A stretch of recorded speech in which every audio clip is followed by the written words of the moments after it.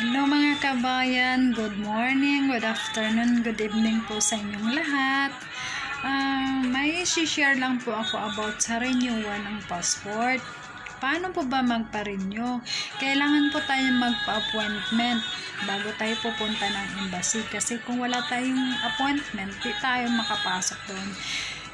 Paano ba ang gagawin? I-search nyo lang po ang Philippines Embassy in Qatar. Then, hanapin nyo ang book. I-press nyo yung book. Tapos maghanap kayo ng slot doon kung anong bakante. Pag nakahanap na kayo ng slot, pag may nag-reply ng confirmation, i-save nyo yun, i-screenshot nyo. Kasi di kayo papasukin ng Wardja pag wala kayong confirmation. Din magdala na rin kayo ng perang 240 riyal. Tapos kung may Xerox copy kayo ng passport, dadalhin nyo na rin. Pero kung wala, magbabayad lang naman kayo ng 1 riyal.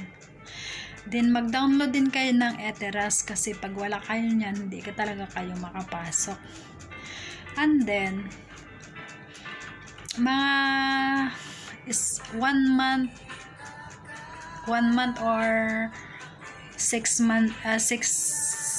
week yata bago ma-claim yung passport mo. Pero i-post man nila yan sa sa Facebook. Hanapin mo na lang mag 1 month kasi yung sa akin 1 month bago ko nakuha yung passport. Then dalhin mo na rin yung luma mong passport kasi yun ang hinahanap nila bago nila i-release yung new passport nyo. Yan lang po, masashare ko. Salamat.